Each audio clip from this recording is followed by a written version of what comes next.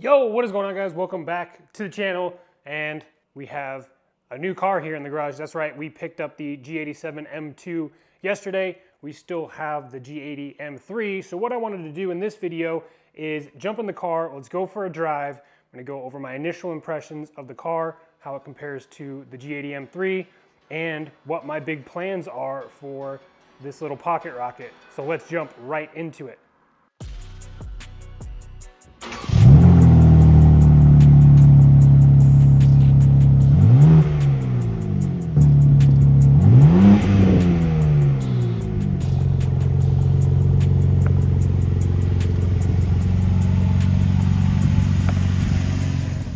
So I've only put about 200 miles on the car, just driving it home from the dealership.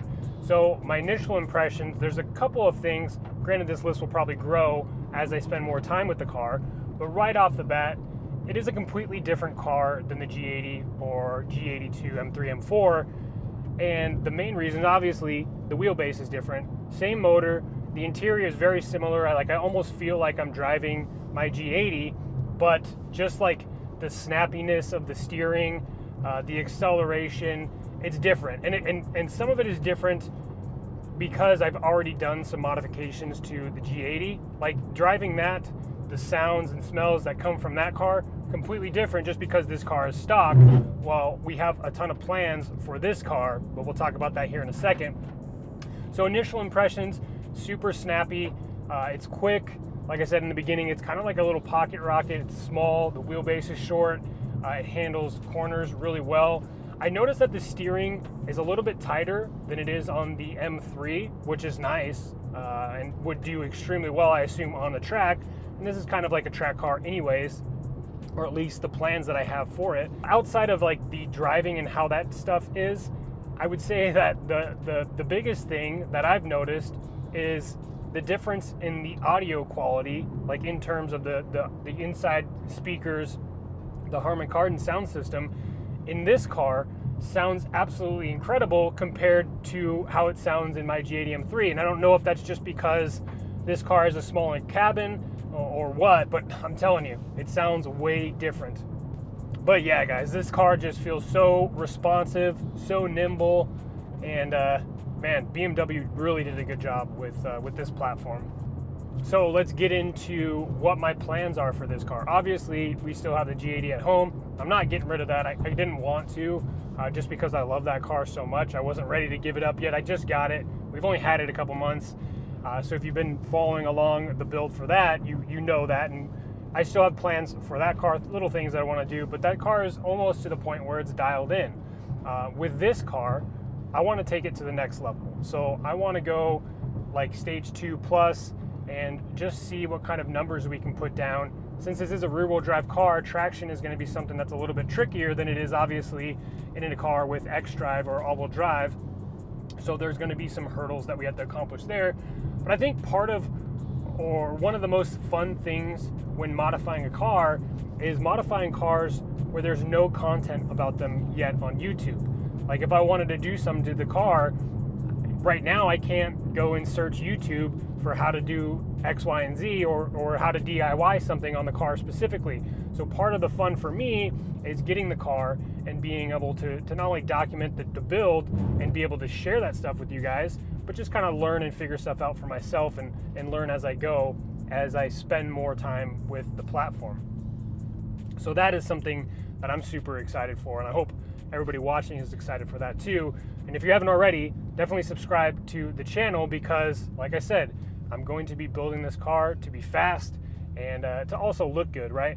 If you've seen any of my other content with my G80, then I think that I've built that car to look extremely good. And of course, that's a matter of an opinion, but in my opinion, I think it looks really, really good. Man, if you have never seen a Toronto red car in person, then pictures, like I said, pictures do not do this car justice at all. It looks absolutely amazing. And I was thinking about going ahead and putting the Stealth PPF over the car, and that way it would match the matte paint on the G80 M3. But the way that this car looks in that gloss finish, I think that I have to keep it gloss. So next week, I already have plans to have these windows retinted because they were tinted from the dealership, and I'm not a fan of the way that they look. There's some imperfections and it's not up to my standards, so definitely need to get the window tint fixed. And then on Thursday next week, I'm taking it in to have the PPF done. So we're gonna go just the regular gloss PPF. We're gonna do the whole front clip, the rocker panels and fenders, all that stuff. Get that dialed in so I don't have to worry about rock chips or anything like that. I already had to drive it all the way, I don't know, maybe an hour and a half, almost 2 hours home from the dealership on the freeway. And yeah, it's stressful doing that when you have a brand new car and you're trying not to get too close to people and not get rock chips on the paint, but we did good. So there's no rock chips that I've seen, at least visibly, so we're in the clear there. So that way when we go to get it PPF'd, I'm gonna go do that. And then once I get the car back, I'm gonna go ahead and ceramic coat it myself in the garage. So if you wanna see content pertaining to ceramic coating this car, then definitely let me know down below in the comment section and I'll shoot a video and kind of give you guys a lowdown on that as well. All right, so let's jump into the actual window sticker here. And again, just a quick reminder, this is not a car that I spec'd out myself. This was a launch car that I guess the dealership got an extra car. So this just happened to be the spec that was equipped on this car. And this is kind of how I would have spec'd it myself anyways.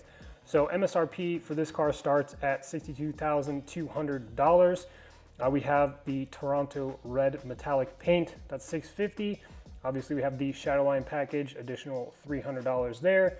The lighting package, so adaptive full LED lights, that's $650. We have the remote start at $300. We have the M compound brakes with red calipers, $200. We have the carbon fiber trim on the interior of the car, which I'll show you, for $800. The M carbon roof, $2,600. And for me, that's not something that I have on the G80 M3.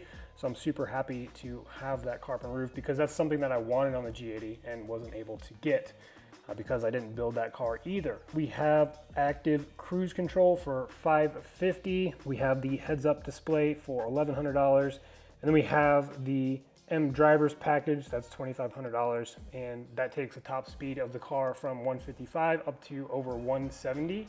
So that's pretty cool there. That's also not an option that I have on the G80.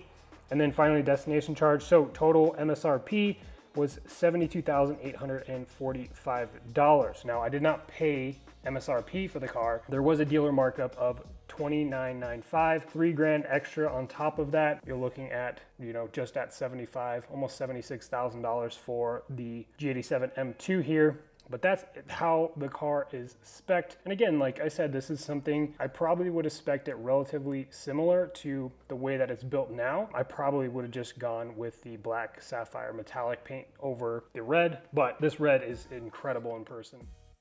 So getting into the interior of the car here, I obviously did pick up the all-weather floor mats, just like I did in the G80 M3, but these seats, man, these seats are incredible. So you have the light blue, like the deep purple blue, and then the red kind of inserts on the actual seats here. And these seats are super comfortable. And really they're essentially like the same seats that come with the G8X platform, but you're looking at the iDrive 8 system there. Functions the same way. It does have the drift analyzer, which is something that I look forward to being able to play around with now that I can kind of slide this car because it's rear-wheel drive. The back seat is pretty similar. M Performance seatbelts with the colors there. But overall, this interior is beautiful, man. And if you see there on the actual door card, it has the blue and red there. That actually lights up at nighttime when the doors are open, and then also when they're closed inside the cabin or while you're driving, they light up. It's not super obnoxious or anything like that, but it is very nice touch that BMW did. Also, there's some dimpling here in the door card, which is really, really nice. Now, under the hood, you'll notice the same S58 motor that is on that car right there. Just looks maybe like a little bit more cramped in this car because it is a smaller car. I'm curious to see, like in terms of aftermarket parts, what kind of stuff that I could fit on this car that I could also fit on the G80. All right guys, that is going to wrap my first initial impressions on the G87 M2 here. And overall, I'm super impressed not only with the platform, but also it keeps all the same creature comforts that I like and enjoy in the M3 same motor, different wheelbase. I'm extremely impressed with it overall. Super excited to be able to build this car and do things that I wouldn't necessarily do on a daily driver like with the G80 here. That being said, thank you all so much for tuning in to today's video. Subscribe if you haven't done so already if you want to follow along the build journey for this car, because there's not a lot of content out there as it pertains to the M2 yet. So I hope to provide some of that first content, being one of the first owners of the car, especially here in Arizona. I'm super excited. Hope you guys follow along for the journey, and we will catch you on the next one.